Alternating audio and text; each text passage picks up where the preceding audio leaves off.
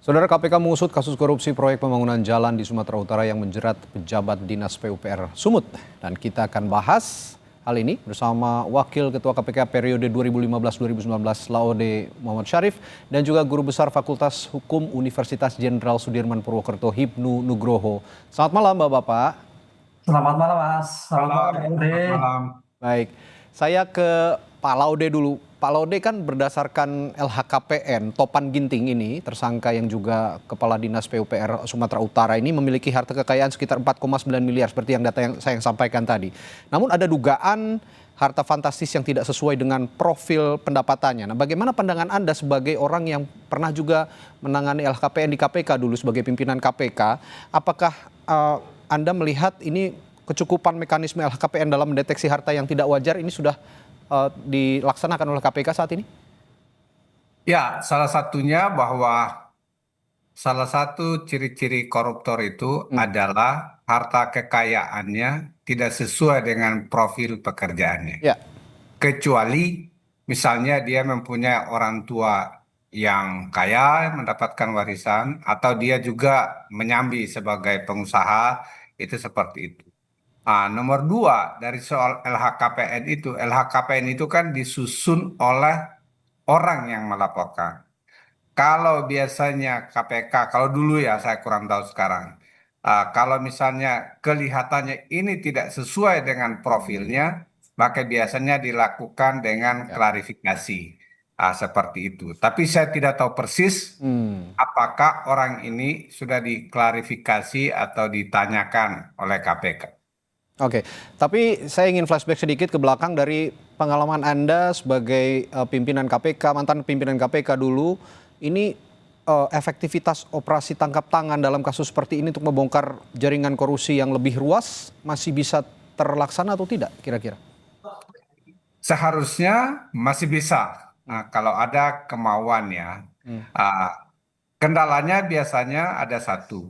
Eh, ada beberapa kendalanya. Cuma salah satunya itu adalah bahwa kalau suap itu biasanya penyerahan uang itu dilakukan dengan cash transfer. Sehingga biasanya tidak tercatat di PPATK, tidak bisa ditelusuri PPATK Ya. atau tidak tercatat di sistem perbankan, sistem keuangan. Oleh karena itu, maka yang paling penting adalah biasanya keterangan para pihak atau keterangan saksi-saksi. Itu yang penting. Nomor kedua biasanya, saya sudah katakan sebelumnya bahwa sebelum terjadi tangkap tangan, biasanya ada penyelidikan tertutup yang dilakukan oleh KPK. Termasuk salah satunya adalah misalnya dengan penyadapan. Di dalam penyadapan itu biasanya ada clue, ada pihak-pihak lain atau tidak. Siapa saja yang terlibat. Seperti itu. Sehingga Oke. seharusnya bisa dijadikan pintu masuk untuk menyelidiki kasus yang lebih besarnya. Ya. Tapi tentunya tergantung lagi dari bukti-bukti yang didapatkan oleh KPK. Oh, ini kan juga penyelidikan masih terus berlangsung, penyidikan terus berlangsung, penggeledahan oleh KPK juga secara aktif juga dilakukan saat ini, hari-hari ini di Sumatera Utara. Saya ingin ke Prof. Hipnu juga, kita sedikit singgung juga soal kemungkinan adanya tindak pidana pencucian uang. Saya tahu juga Anda menganalisis TPPU ya, Prof. Hipnu. Nah, sebagai orang yang menganalisis TPPU, Prof. Hipnu, menurut Anda apa saja indikator yang kira-kira harus diperhatikan untuk melacak apakah harta seorang Topan Ginting ini berasal dari tindak pidana korupsi, apakah penggeledahan KPK yang menemukan uang 2,8 miliar ini dan senjata api di rumahnya dapat menjadi bukti kuat kira-kira nggak untuk tindak pidana pencucian uang tadi? Iya, gini Mas, dalam hal tindak pidana korupsi, kalau kita lihat itu adalah sumber tindak pidana pokok, tindak pidana asal. Jadi kalau kita dalam pencucian uang itu ada 40-an tindak pidana pokok, di antaranya adalah korupsi.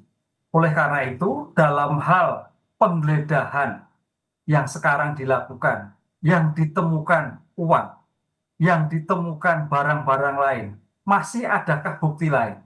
Oleh karena itu, dokumen-dokumen yang lain yang menimbulkan, menelusuri, ada petunjuk, adanya dugaan pencucian uang, itu sangat penting sekali. Oke. Karena tadi Pak Laude dikatakan, ini biasanya adalah tanda-tanda menghilangkan, tidak ada transfer. Demikian juga untuk menghindari adanya suatu kekayaan yang menumpuk. LHKPN tadi kan hanya sebegitu. Ya. Kemudian temukan seperti menumpuk itu dicuci, dialihkan dalam tindakan-tindakan untuk menyamarkan dalam suatu tindak pidana ini. Nah, oleh karena itu kecepatan penggeledahan ini mudah-mudahan KPK tidak cepat menggeledah terhadap barang ya, tapi ada dokumen. Sejauh mana dokumen itu memberikan isyarat petunjuk mengalir kepada orang-orang yang ditengari adanya suatu bentuk pencucian uang. Dan itu hampir semua, Mas. Hampir semua korupsi itu ada TPPU-nya. Apalagi kalau melihat besar sekarang ini.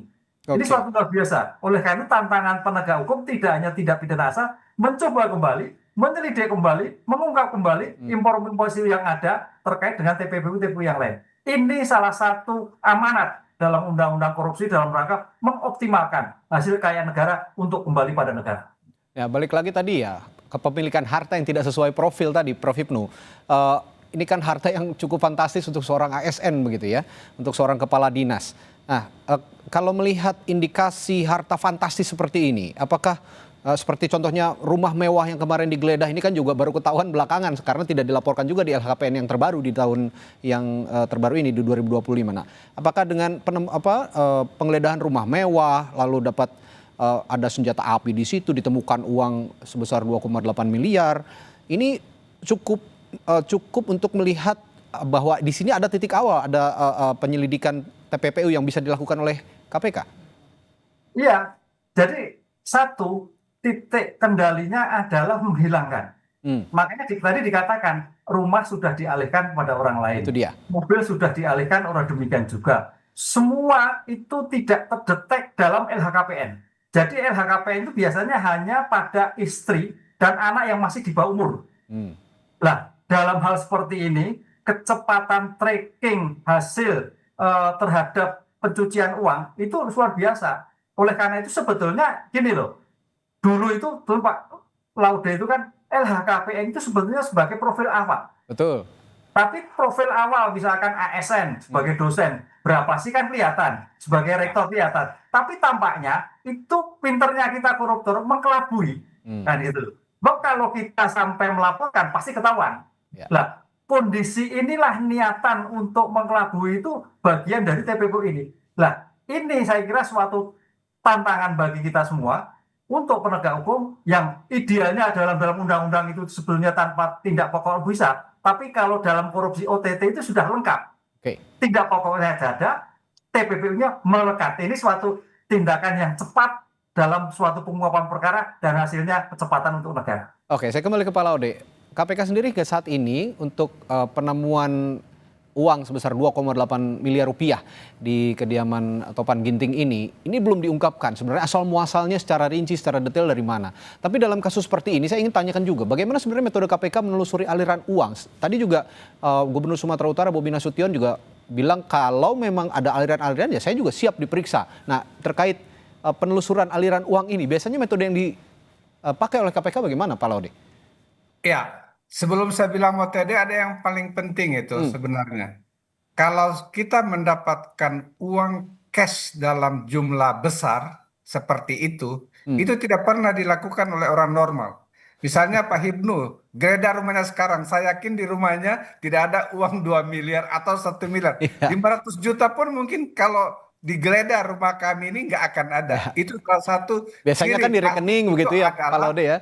Ya, biasanya kan di rekening begitu disimpan, tidak ada dalam bentuk rekening cash atau seperti di itu apa ya. gitu. Anggaplah misalnya orang paling kaya di Indonesia sekarang, geledah rumahnya sekarang, seharusnya tidak ada cash sampai 2 miliar. Ya. Yang begitu pasti itu uang hasil kejahatan. Ya. Nah, itu yang paling penting. Yang paling obvious itu ya. Ya, itu pasti hasil kejahatan. Nomor 2, inilah makanya perlu penelitian yang baik, penyelidikan yang baik dari teman-teman ini. Ini dari mana ini uang? Apakah ini dari proyek? Kalau misalnya ini adalah kumpulan dari proyek, apakah hanya dia yang mengetahui? Saya yakin pasti bukan ada dia saja. Pasti ada anak buahnya atau atasannya. Nah, seperti itu. Ini perlu diperhatikan. Oleh karena itu, maka saya pikir KPK itu masih perlu menggali lagi. Hmm. Kemana tadi Pak Hipnu mengatakan bahwa ini sudah dikaburkan. Kalau sudah dikaburkan itu TPPU-nya itu menjadi jelas seperti itu. Tapi begini, Pak Laude, nama sedikit. orang lain. Ya, sedikit Pak Laude, sorry, saya potong sedikit. Kalau Ya. melihat profil Topan Ginting ini, Kepala Dinas PUPR ini, dengan profil yang biasanya ya tidak seharusnya memiliki harta yang sefantastis itu, begitu kira-kira. Ditemukan juga aliran, maksud saya ada uang gitu, ditemukan uang dengan jumlah besar yang kata Pak Laude tadi tidak wajar kalau menyimpan uang cash di rumah sejumlah besar itu hasil kejahatan. Tapi mungkin nggak sih uang itu justru uang titipan? Mungkin ada pelaku yang lebih kakap lagi yang menitipkan uang pada dirinya. Biasanya ada nggak modus-modus seperti itu? Bisa sekali. Bisa itu adalah dari hasil suap. Ya. Bisa juga yang dia harus setorkan kepada orang lain, itu bisa sekali. Makanya oleh karena itu saya bilang tadi bahwa salah satu kendala untuk menelusuri itu tidak mungkin mereka melakukan bank transfer. Ya. Jadi mereka itu pakai cash. Itu yang selalu dilakukan oleh banyak penjahat seperti itu. Yang Oke. nomor berikutnya lagi yang harus kita ingat, saya kurang tahu apakah KPK sudah menggeledah kantornya atau tidak. Ya. Karena di situ biasanya ada surat-surat. Dari surat-surat itu bisa didapat kira-kira siapa saja. Apakah ada laporan ke atas, atau ada laporan ke bawah, atau bahkan ada laporan ke pusat Pusat seperti itu. bahkan ya. Iya, seperti itu. Jadi memang kita memberikan waktu kepada KPK untuk melakukan penelusuran yang lebih teliti, tapi kita juga berharap bahwa semua yang terlibat, kalau betul-betul ada, itu harus dibungkus. Oke. Jangan hanya memilih dan melokalisir hanya yang ada di sini. Kalau betul-betul ada faktanya. Oke, Pak Laude, ini kemarin KPK juga bilang bahwa dalam kasus ini sebenarnya ada kemungkinan juga untuk memanggil Gubernur Sumatera Utara Bobi Nasution.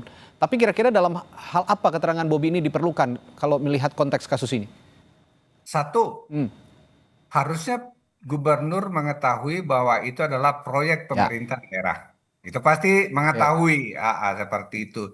Yang kedua, mengetahui juga anggaran-anggarannya.